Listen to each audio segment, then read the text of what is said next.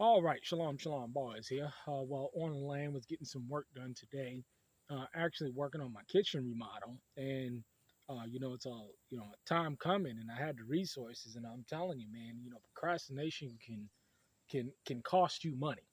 I would say it cost me $900 to put this thing off, but I'm gonna get it done now. But what I wanted to talk about, what sparked this was as well the fact that a lot more people they're looking to do homesteading. They're looking to get involved in uh, whether community or homesteading, and this is the trend now because we see the economic decline in this country, and people are seeing more and more the importance of being able to raise your own food.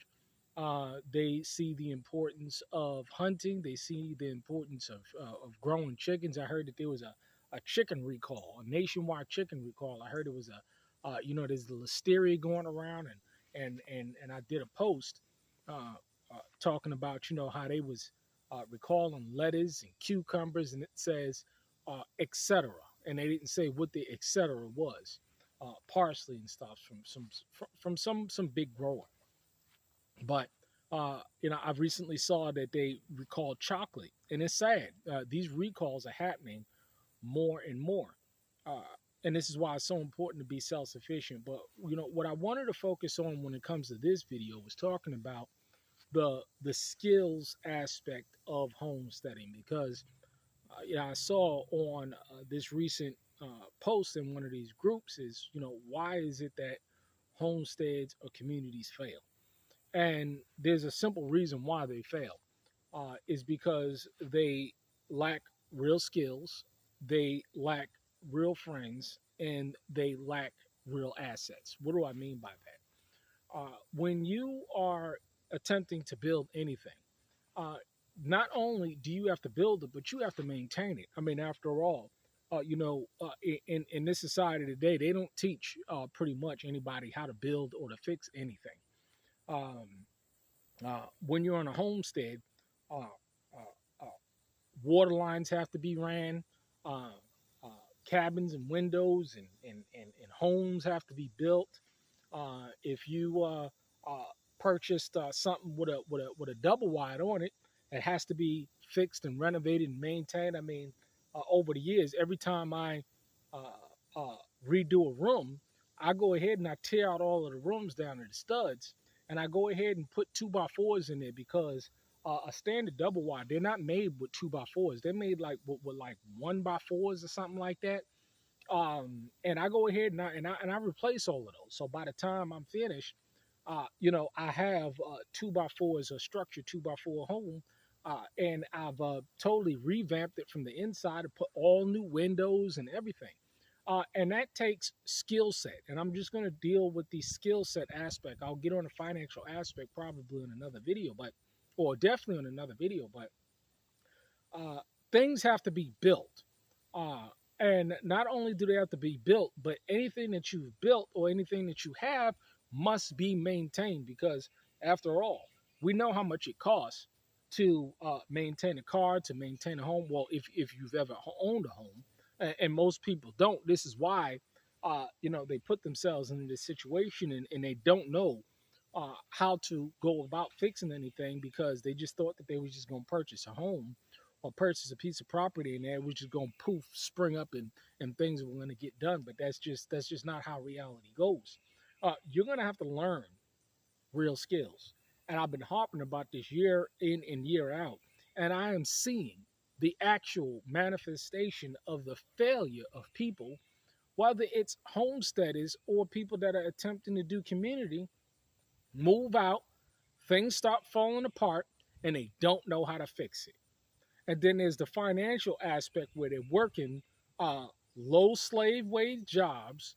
And you know how much it costs for laminate flooring if you're gonna pay for retail. You know how much it costs to purchase a new window. About the average cost, you talking about $250. That is half of a person's a standard slave wage job's weekly paycheck. If you're getting paid about $300-400 a week after taxes, that's what a paycheck looks like out here when you're working. any one of these low and slave wage jobs, whether you're mopping floors or you're a CNA or you're an online customer service representative or if you're working at an Amazon job, or if you're working at a Walmart job, or you're working at a chicken plant job, these are the kind of jobs that are out in the country. And so if you're working one of these jobs and then, not only do you don't have the economic resources because life still goes on, you still have to pay. If you got payments on your sheds or you got payments on your land, you still got a water bill. If you have water, you still have an electric bill. You still have rent. You still have insurance. These things still, uh, uh, uh, uh, go on if you're living out in the country or in the city. I've told people all the time, I'm not inundated with all these bills. And that's what gives you total freedom when you don't have a water bill or a heating bill or a rent a mortgage or a food bill or a car note or anything like that. These are major expenses that I've been able to personally eliminate. But neither here nor there. The idea is that not only do things have to be fixed and maintained, but they have to be built. And who's going to do that? No, you're going to do it. But a lot of people, they go, they move, and they can't fix anything. They can't build anything. They don't have the resources. They don't know how to source material. And they go out, and what's happening is that people are being set in a poverty kind of state where they don't have any running water. They don't have any heating. After all, I've been telling people for years, go and buy a wood stove. Go ahead and install a wood stove. I've been telling people for years, listen here, get in contact with a local tree company and say that they could dump off the wood on your land and learn how to use a chainsaw. Get a wood stove. I've been telling these people for years. And so, when you have these kind of situations and you have people that fail to implement these kind of things, you have a poverty state now. Now you're impoverished. Now, now you don't have enough resources, nor do you have the skill set to fix that broken window, to fix that hole in the ceiling or the hole in the roof because a tree damn near fall down, or you don't have something is aging and you got to replace something. Pretty much everything on any one of my structures I can build. I can repair a roof, or I can build a roof. I can install laminate flooring. I can install tile. I can do kitchen remodels. I can do bathroom remodels. I can do subfloor work. I can do framing. I can do plumbing. I can do light electrical. I'll come in. Always have somebody else do that. But these are the things that I can do. I can run water lines. I've done all of these things, and I'm skilled at it. I'm also a proficient hunter. I also see all these real skills that I'm talking about. But see, a lot of people, you see them, and because the question was again, why is it that homesteads or communities fail? And this is why: they lack the real skills, they lack the real application, they didn't have a good, solid game plan to get them from point A to point B. They didn't invest the time and energy before they got on a homestead or community to invest those resources, that time, that energy, that effort into learning those skill sets prior to them getting there. Me personally, what I did is I spent time on homesteads and communities ever before I came out, so I can get myself well acclimated, well rounded, and understood all of the pitfalls and challenges associated with doing this stuff. So when things come up, I understand and know how to handle these things. So, if people, whether it's an individual or a group of people, if no one has a skill set, if no one knows how to do any kind of basic repairs or maintenance, if no one has to do it, who's going to do it? Who's going to do it? You're going to pay a guy like me to come in? I charge $500-$600 a day. That's a day. And I want cash. Well, I'll take a check if I can, but hey, $600 a day cash minimum that I'm dealing with in terms of my skill sets.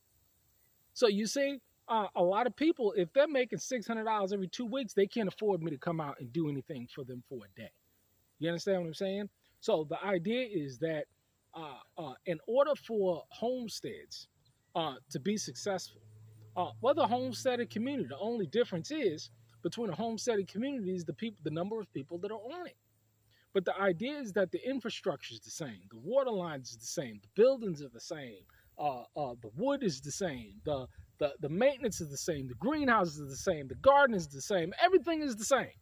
Everything is the same. There's no fundamental difference. The fencing is the same. Um, the gardening is the same.